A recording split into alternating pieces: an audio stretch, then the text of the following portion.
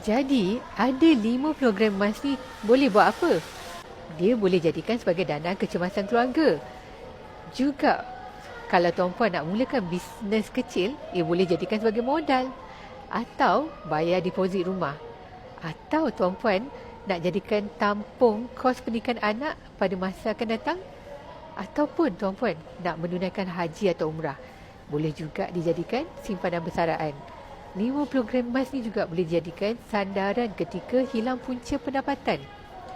Apa lagi, ia boleh juga emas ni kan sesuai untuk warisan untuk anak-anak kita.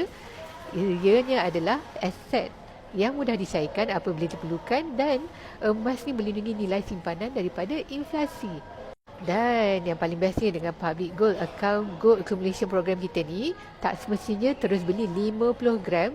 Yang penting mula kumpul sedikit demi sedikit.